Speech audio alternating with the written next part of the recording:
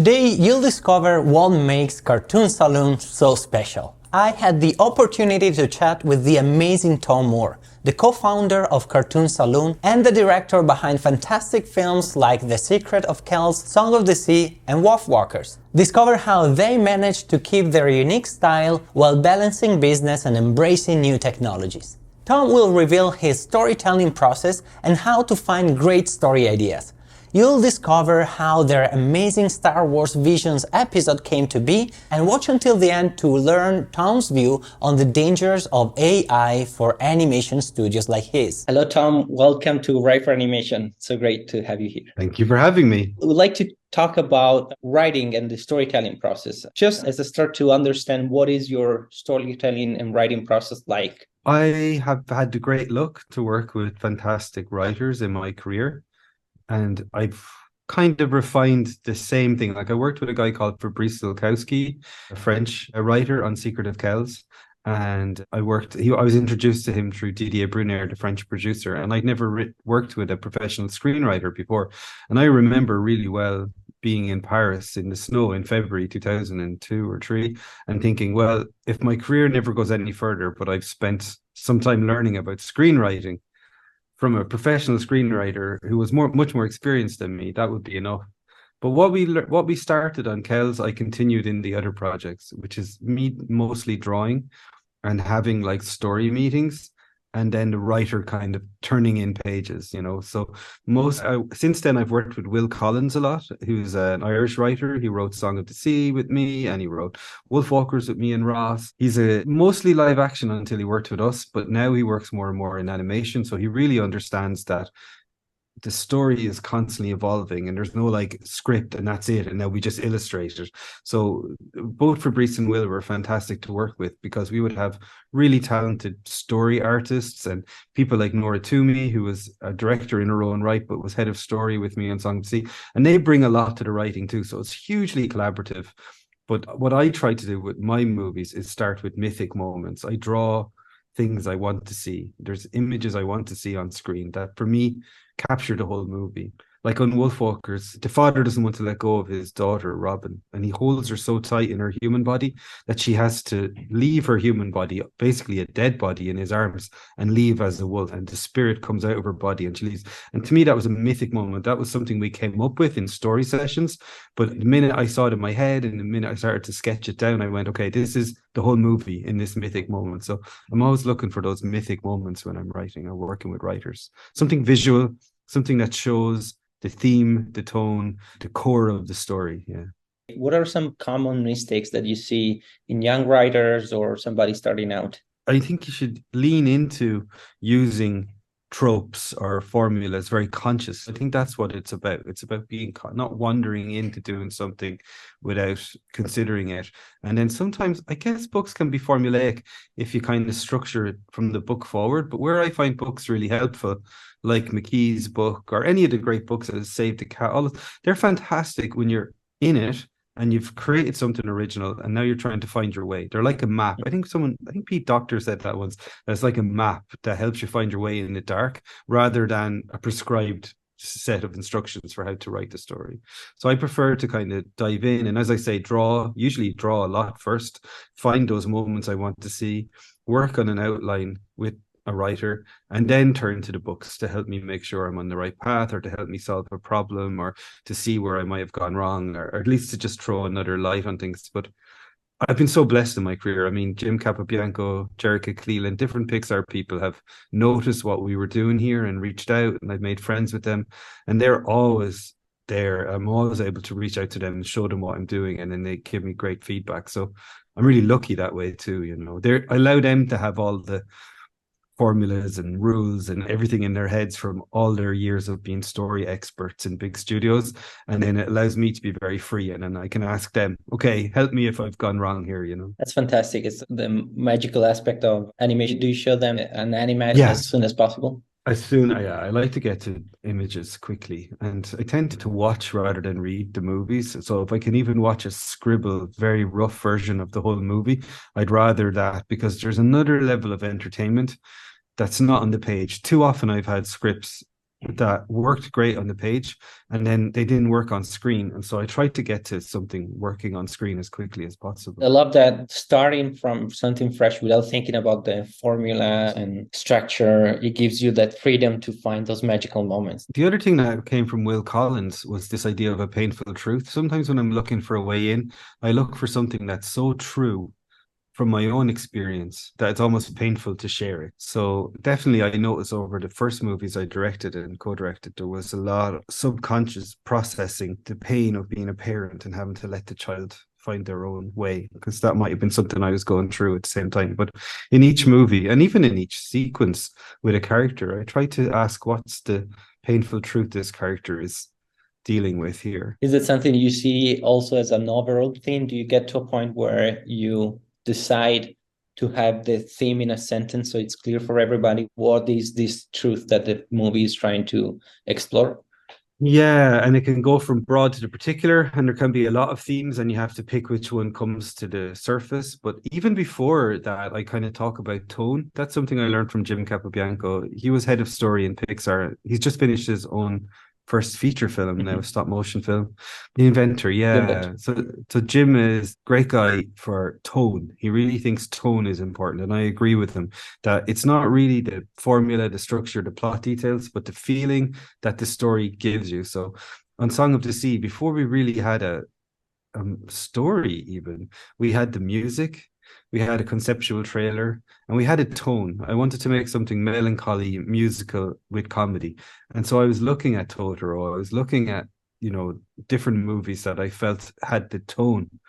And then every time we would get into plot and it would lead us into something that felt more like action adventure or felt I was no, we need to go back to something more gentle, melancholy, using music. And that helped us stay on track. And then on Wolfwalkers, it was quite different. Like Ross and I really consciously wanted to make something with a lot of action and adventure and a lot of kind of mystery and magic and intrigue and stuff. So not as gentle a movie. And that was what we kept going. That every time we had to make choices, we could remember the tone we were aiming for and go back towards that, or make a choice that was more aligned with the tone that we had in mind. It's beautiful. I recently rewatched Song of the Sea, and I really loved thinking about the introduction of the main character. And I think it really feels authentic, and you see the struggles, you feel that pain, and that painful truth that gets explored throughout the film. What is your approach on creating an authentic character? They're always inspired by people I know, and sometimes really on the nose. Like that little boy Ben, who was being mean to his sister, was a real mix of me and my own son. My own son is called Ben and even looked like him, but I was the one who had a little sister that I was quite mean to. So that's it. I always look for people I know, and then you always look for something in yourself. Like the movie I'm working on at the moment took me a long time to crack it, and in the end I realized, okay, I found a way in. I found a character that resonated with me as a teenager. I have a 16-year-old character who has a lot of responsibility. And because I became a father in my teens and didn't run away, like I raised my son with my wife, I felt like, oh, there's a way in there. I know what that is to be a teenager with more responsibility than you need.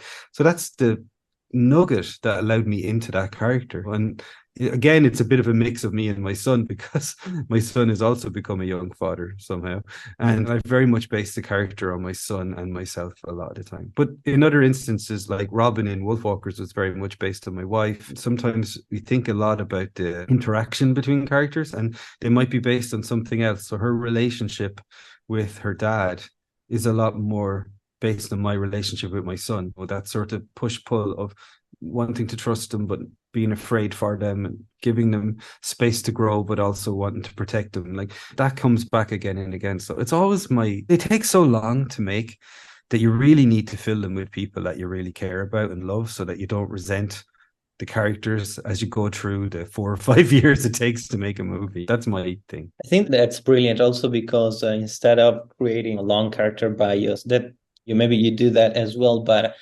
it's grounded in something that will always be truthful, because it's going to be coherent. As if it's a real person that at least as an inspiration, and they're real. And I really loved that approach. Can you recall any story problem, like a major problem they had in any of the films you worked on, and going through that hardship and learning something from the experience? Oh yeah, we could be here all day. I think the one that's most often I remember most often is on Wolfwalkers. We really felt we had it in the script, and we had done a lot of drawing. And Ross and I had worked with Will a lot to get to a script that we thought was ready for production. And we had an assistant director, Mark, and he read the script and he was like, "This is great, let's make it." So we did. We hired a story team. Of course, they brought something to it, but basically we made that script and we watched it on screen. We showed it to kids and it did work. But the problem was we had too much focus on the adult characters. They were interesting characters and we related to them a lot as Ross and I were becoming older dudes ourselves. We related a lot to the struggles of the dad character and his relationship with the bad villain and everything. And we ended up with 20 minutes of movie that were explaining something about an adult world that didn't matter to either the two kids that were the main focus of the movie, our audience. It mattered to us as animation fans, but we really made we had a discussion. We said, do we want to make a movie that gives so much time to like a 40-year-old man? And I think there's room for that. I'd love to see a movie that focuses on an animated movie, but for this movie, we went back to our toe. We want something magical, action, adventure, and the core of that, especially once we found the voice actors, was the relationship between the two girls. So by then, we had the voice actors recorded. We'd even recorded all the lines from that first act for the two girls, but we realized they didn't meet each other soon enough. So Will came to the studio, we watched the animatic, and we sat with the story team. We called our co-producers and said, we're going to go over budget and over schedule, but we can't go ahead with this opening act. It's not where we want it to be. And so that was really painful on a number of levels, financially, and people had done beautiful work that was kind of thrown out, that had been in the movie for a long, long time. But we knew we had to rewrite those first 20 minutes and bring the focus back to the relationship between the two girls. And we even re-recorded all that first 20 minutes with the two young girls because we rewrote it so deeply and re-storyboarded it in record speed. But by then, I think we all were agreed as a story team that we need to do this. Jerica came in. She's another story consultant that previously worked in Pixar. And I think we hammered out the new first act in like 2 days. It was crazy. I remember storyboarding chunks of it over a weekend because we had to, but it felt like the right thing to do. So it was a bit of a wing and a prayer and it caused a lot of problems. But I think we did the right thing because we brought the focus back on the children, the main characters. Well, did that teach you first acts and introductions in general? Is there something that you take away in future projects that maybe you think about them differently? What I'm trying to do now is work even now in the earliest stages of point of view, like whose point of view do we want to show this movie through, and keep remembering that that's the point of view that's most interesting to the audience and which captures the tone. And you often have a choice. Like right now in the movie I'm developing at the moment, there's a younger girl character, very magical character, very interesting for animation stuff. And there's this older character who I really relate to. And I'm really in the process of going, okay, whose movie is this? And I think if I'm a bit clearer about whose movie it is, I won't make that mistake again. I think what happened, Ross and I just really identified, as I said, with the Sean Bean character, Bill Goodfellow, and we sort of lost ourselves in how interested we were, and it stopped being Robin's movie and started being his movie. So that's what I'm careful about in future. Is there anything in your process that you do almost completely different than anybody else, but you still think it's something that brings something to the movie? In production, the big thing that we did in the studio, because it was a co-production and we were sharing the work between so many studios, was we started to do what we call scene illustrations. So rather than just concept art that's vaguely what you want it to look like, we would make basically pre-production screenshots of the final thing. And I don't know how widespread that is in the business, but it's something we started doing way back in the early days because it was a way for us to have something that we could point to, no matter whether the artists working on it were in Belgium or Brazil. We had studios all over the world, but we had these images that were like a final screenshot before we'd even started animating. And we do that during the storyboard phase. And that's very helpful for me.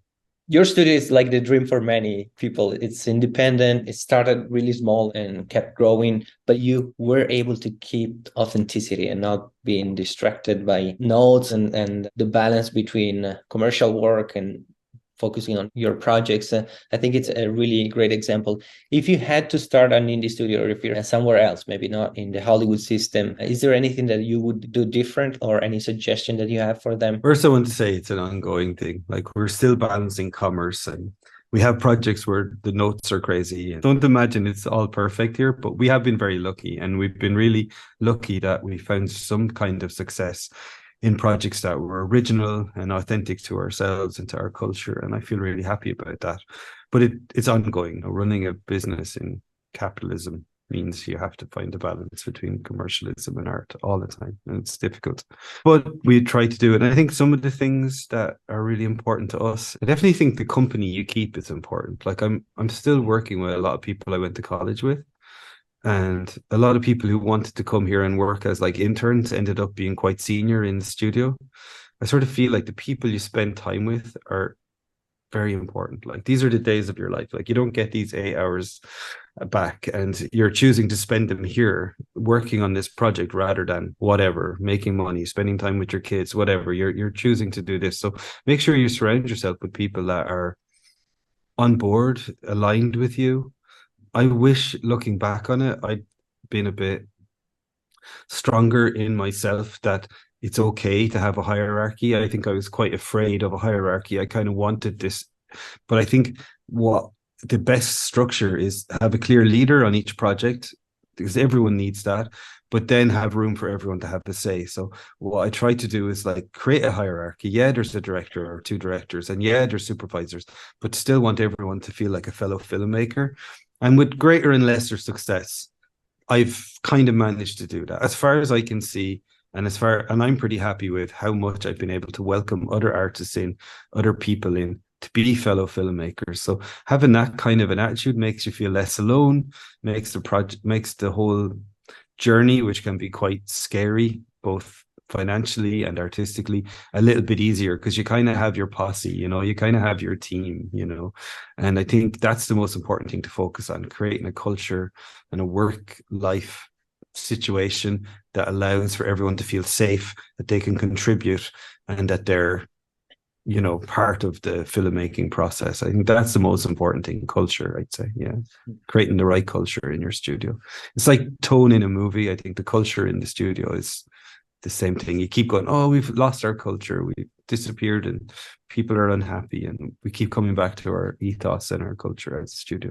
Now, remember something you said before, as a side note, that trailer that you mentioned about Song of the Sea, the concept, is that something that it's out there, available? It's on YouTube. Okay. We made it at the end of Secret of Kells with a small team to pitch the idea, but we didn't even have a script at that stage. Mm-hmm. And in fact, I was making it and I was thinking, oh, this could be in the movie. But almost the first thing that Will did when he joined as a screenwriter was pretty quickly convince me that we should start the movie after the mom has disappeared, not with the mom disappearing. So there you go. It's interesting to find the best way to showcase our voices. I love drawing, but it's like the same way I love to sing in the shower. I'm not a singer, I'm not an artist. And many of us, many writers, we love animation. We love specifically the process. And I've been lucky to do some story consulting on projects besides my own writing. But I always ask people with more experience, writers that don't have a way in as a story artist or a concept artist, character designer, what do you think is the best way to knock at the door of a studio and propose, and maybe not being the main writer, but being involved in that magical process? There's so few opportunities and so many people interested in being the main writer. I think it's a good idea to have other skills. I think being available as a story person, a story consultant, means a lot. I mean, it's true that Will is the screenwriter of Wolfwalkers, but he wasn't the only person who contributed to writing it out. Like, Jerica had a huge input on that, and definitely she's definitely very much someone on my radar, or somebody that I would highly recommend as a writer in her own right.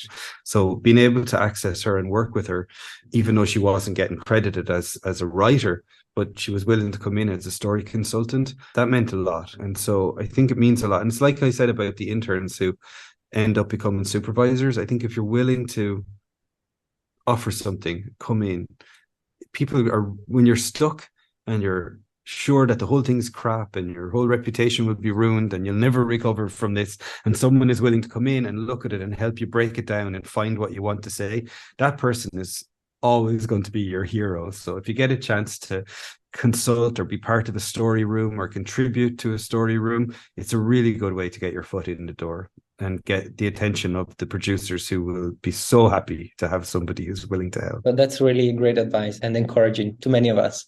And sometimes what I've also started doing, and I suggest other people to try this, to pair up with a story artist and create animatics, just put them together. I tend not to read a lot. Like if people send me scripts, it's really a big thing to take the time to read, because my days are just meetings and I'm a visual person. So if someone sends me an animatic, 9 times out of 10, I'll watch it. Someone sends me a script, unless I'm really interested, I won't read it. We've all seen the trailer of Cartoon Saloon doing Visions. Can you tell us a little bit about that process of now doing something related to Star Wars? I think it's very interesting. Honestly, I tried to help. It's Paul's first time directing, but we've been business partners for a long time. But I feel like I was always hoping Paul would direct, and I think a moment came in the studio where he was able to trust other people with some of the production stuff, and he was always an important creative voice in my movies. So he was super hyped. He was hyped to do something sci-fi-ish and that type of space fantasy, and he was really excited because they gave so much freedom to create something very unique, and he was able to bring again Irish culture and lore and mythology and a lot of the things we love. And honestly, I think the short he made, I had the tiniest part of it. I was somewhat involved in the storyboards, but mostly it was a consultant role. And I'm just a fan. Like, I saw the final short and I think it's some of the best stuff we've done. It's really my taste. It's really the direction that I'd like the studio to go in. So, okay, it's Star Wars. Okay, it's Disney. Okay, it's this bigger thing. But within Visions, you're allowed to more or less, within that universe, be very free to make your own film. And I think Paul made something really personal, really beautiful. So they give you freedom with the story to propose something. Yeah, that's what it was. We proposed a few ideas. They picked one. Will Collins and Jason Tamaji wrote it and worked with Paul on the writing. And I was in those meetings. I was kind of a little bit everywhere.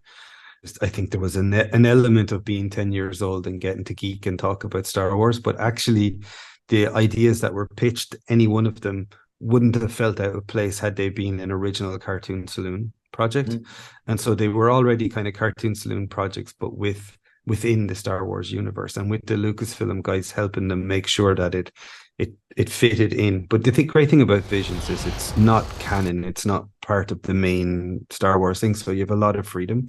So the guys found another galaxy even further away, the planet that looks a lot like Ireland, and found a really beautiful story. Again, a painful truth about someone leaving home, leaving their group of friends for what seems to be their future. And it's kind of an Irish ghost story as well. There's a banshee there's something like an Irish ghost story at the core of it. So I'm delighted with what the guy said. It's absolutely gorgeous, and I'm happy to have had a tiny part of it, but I'm probably not the best person to talk about it. Yeah, no, that's awesome. Maybe we'll have him later. Yeah, have Paul. And what was nice was I felt like Paul inherited the team after Wolfwalkers, and so a lot of the people still had Wolfwalkers in their wrists, and they went even further. And that's what I love. I feel like it's really pushing hand-drawn animation. I love that Aardman are doing stop motion. I love that it's each medium, each technique is being celebrated, and with such an audience. So many people love that stuff, so that's great.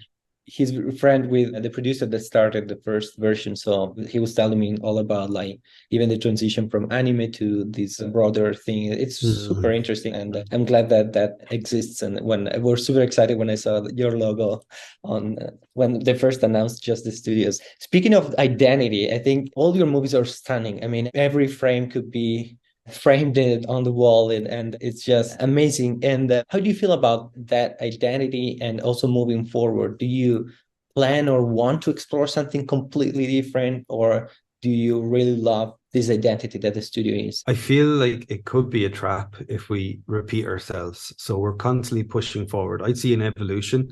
When I look at Secret of Kells through to Wolfwalkers, ideas and things that we wanted to do in Secret of Kells, we were perfecting in Wolfwalkers.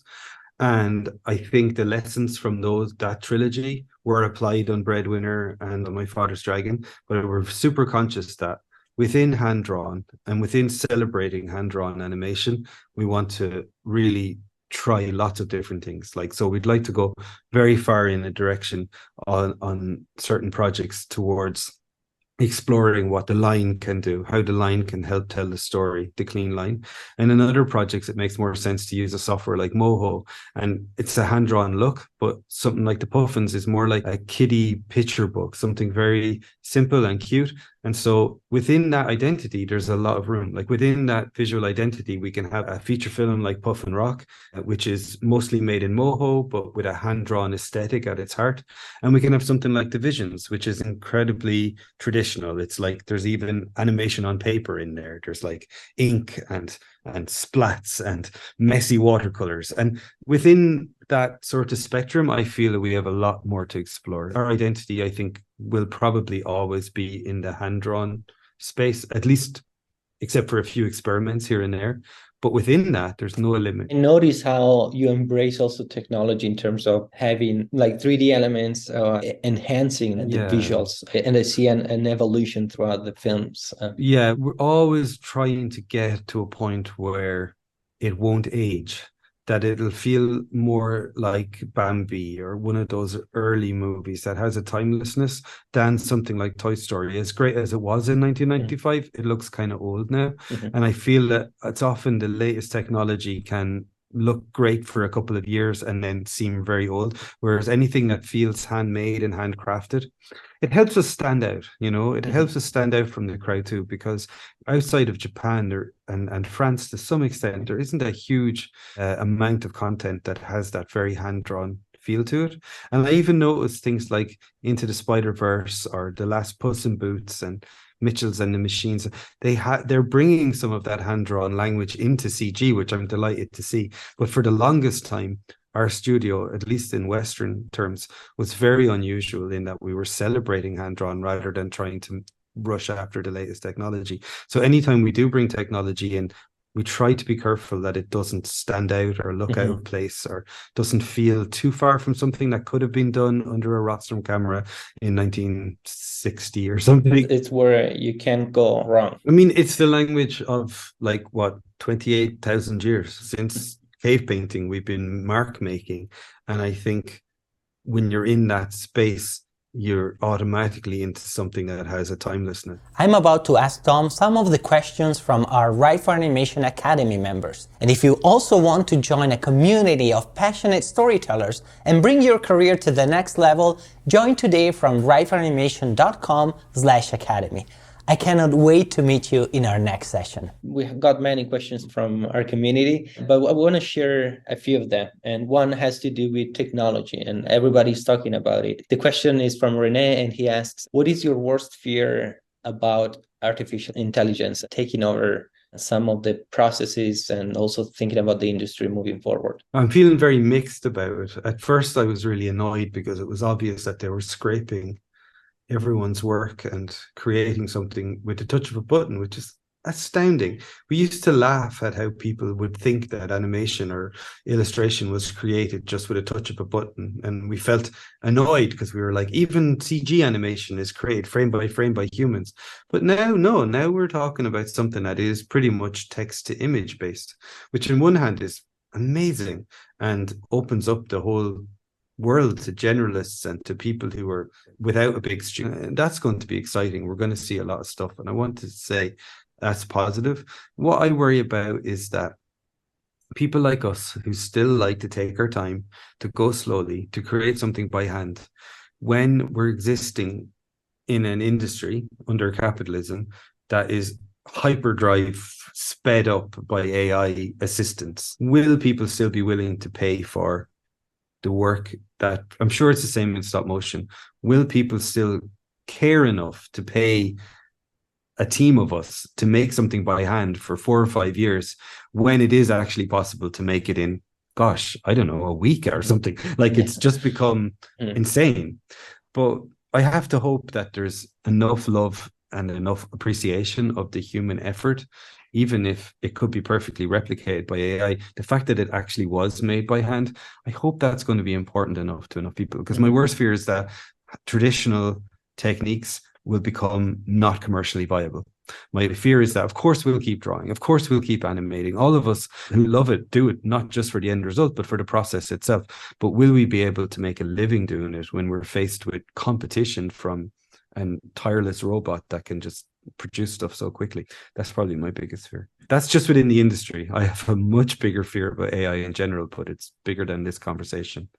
Trying to look at the positive side is this idea that, especially compared to big studio movies where it's 1 million, 1 minute, and they're constrained by the system to be very sometimes formulaic, or at least like appeal to everybody.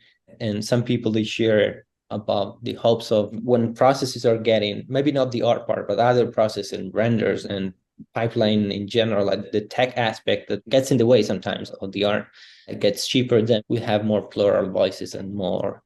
Yeah.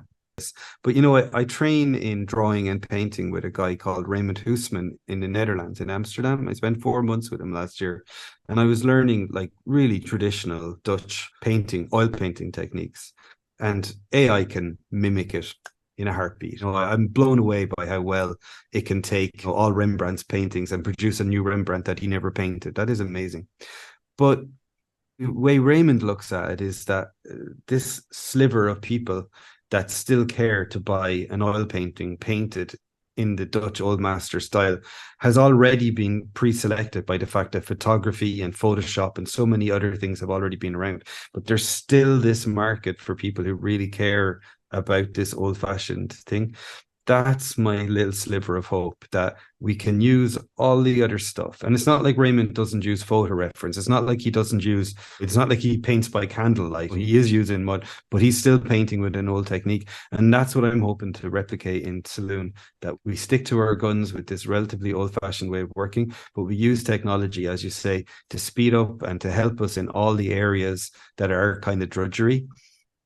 And that's an ongoing conversation. What's drudgery? To some people, animating is drudgery and they just want to capture themselves and put a filter over it. And then other people really love to paint frame by frame each draw. And where's the value, and where is the value in the process? And that's going to be the discussion for the next few years. What do we keep and what do we automate? I'm happy to watch endless content created by enthusiastic amateurs who are now able to produce professional stuff, of course, but I hope that we can keep that little slice. Just like there's room for photography, there's room for Photoshop, there's room for everything, there's still a little slice that's there for people who want to paint in oils traditionally. I'm hoping to find that little wedge for us. Even be that it becomes more valuable, there will be people will be thirsty for authenticity and something that feels like it has a soul, not because they learned about it, but because the project itself, you can tell. I mean, when I watch your movies, like there's something there that it's very different and unique. It's not logical, it goes beyond that, and I think that hopefully that will be the case. Well, fingers crossed. So let's go through the questions. You mentioned that even more movies will have kids as characters, and this is Martha. She says your films balance maturity and innocence beautifully. How do kids inspire your storytelling? Now I have a little granddaughter. She's 5 years old. And that's the thing I talked about, that point of view. That's such a precious thing. And I think it's an honor to get to make movies for children because they haven't been completely saturated with content yet, though it's getting close. And it feels like a movie that makes an impression on you as a child, makes a really deep impression. So yeah, I think making projects for children, or at least for a general audience with children included, is something that I continue to be mostly motivated to do. Mm-hmm. Yeah, I love to hear all these movements and force in the industry of animation is film, animation is cinema. It's not just for kids. It's true. Mm-hmm. At the same time, I feel that there's something so unique. I have in my tools, I have a video reference of Kermit the Frog with a girl, and it's an old sketch where she's so into it, and sometimes I rewatch it just because it makes me really happy about this magical thing that happens with kids. They forget about what's real and what's not. For her, she's playing with Kermit, but for her, she knows it's not real, but at the same time, it's real for them. That's unique, and that's an innocence that we'll lose. And animation, when it's for kids, it speaks to everybody, but there's something from their point of view that it's very magical. They believe it completely. I think I see Marcel behind you. Oh yeah, we have. And I absolutely loved Marcel. My wife made it. It's awesome. Tell her that's awesome. I watched with my granddaughter, and exactly what you say. At first, I think it wasn't pink and shiny enough for her, and she wanted something more pink and shiny, but she gave it a few minutes and then she wanted to watch it again, and it's really Movies like that are really precious, and they're Yeah. definitely cinema, and they're definitely film, and they're definitely not just for kids. But isn't it wonderful that kids can also enjoy them? This is from Spooky Lyle. What do you think is the most important skill to have in this industry? Human soft skills, being able to communicate, being able to get along with other people, being able to compromise, being able to understand and not take things too personally, and have your own sort of inner compass around other people is so important, because we're living through such fractured times and we need to work together to create this kind of work. So the most important skill is people skills, without a doubt. There's another question. What is your favorite part of the process? This is from Trash Panda Art Bin. My favorite part of the process, Trash Panda, I kind of like where I'm at now. We're in development with a lot of projects, and it's kind of early and it's kind of open, and there's a lot of excitement and everything. So I really love that. And then a close second will be the music, because it's very hands off for me. So I'm very deeply involved in all the visuals. And then with the music, it's a much more general kind of direction, and I let the composer work and I give some feedback. But when I hear the music, it's like being presented with a Christmas present or something. I'm just like, wow, this is great. So hearing the orchestra with the movie projected, and you've usually been listening to keyboard temp music, and then you hear the orchestra with the movie being projected, that's a magic moment I look forward to every time. You were with the composer, those keyboard, the temp music, is it original score? Not always, but often. Like often we edit with temp, but the composer Bruno Coulet doesn't really like to hear temp. He likes to just be inspired, and he usually likes to see the colors and the final picture. But sometimes we ask for certain sequences for him to write the music even before we've storyboarded it, so it can inspire the piece. What aspects of reality, your own lived experience, and people who are close to you reflected the most in your movies? What aspects make your movies real, even though they're fantasy? Just being authentic about those interpersonal skills, and going back to something that's almost painful to admit about yourself is really important to me. And there's authentic interactions that are based on real lived experience for me or for someone in the story team, or what I'm always hunting for. Because once you find those, you can do amazing animation or okay animation, but you've got a nugget of truth that people will relate to, you know. Can you tell me more about the idea of painful truth? How do you see that evolving in your process? Because we love to share things that people can reflect on them and maybe integrate them in their own writing, storyboarding process and creation process. For example, on Wolfwalkers, very early on, we felt it was really important that there would be a moment where Robin would betray her friend. And all of us in that meeting had a story of, as a kid, that in order to be popular or in order to fit in, we rejected a friend, you know, and that was painful. It was painful for us all. And we all had painful memories and regrets about behaving that way. But it's also true to childhood that happens. And then as the story evolved, it became obvious that Robin wasn't doing this in order to fit in, but she was doing it in order to protect Maeve. And it gave another layer to it. And so we kept that moment where she traps Maeve in a cage, just like she's trapped, but we make it that she's almost like a little mirror of her dad. So we went back to Dad's painful truth, and Dad was trying to keep Robin safe by keeping her in a cage, as it were, psychologically, physically, everything. And that's something very true for a lot of parents that we have to battle with, like how much freedom to give our children. And then we kind of needed to refocus that on the relationship between Robin and Maeve. And so it went from this playground thing that we all remembered of being mean to some kid and rejecting them because they were different, and it became a little echo of the dad. So you see what we did? We kind of found a painful truth that we wanted to represent that was very much a show don't tell. It's like a kid in a cage, putting a kid in a cage. And I think we even had a moment where she shot her with a toy crossbow, played like she was hunting her. But later, as the story process went along, we realized, oh, it's actually Dad's painful truth that we're echoing through the little girl. So you keep it loose. It's not like you bring it the starting point. It's a really crazy process. There's really no hard and fast rules. And I can just tell you what I do, and maybe there's a better way. This is a question from Words BYDJ. Who are your biggest influences? Hayao Miyazaki, Richard Williams, the comic books I read growing up. Yeah. Tomm mentioned Jim Capobianco, another talented screenwriter who's been behind multiple animated films, including Pixar's Ratatouille. Click on this video to learn how he developed his stop-motion feature film, The Inventor, what's it like to work as a Pixar writer, the importance of research for your story, and even how the character of Eagle from Ratatouille came to be. I'm Pietro, this is Write for Animation, and I'll see you in the video.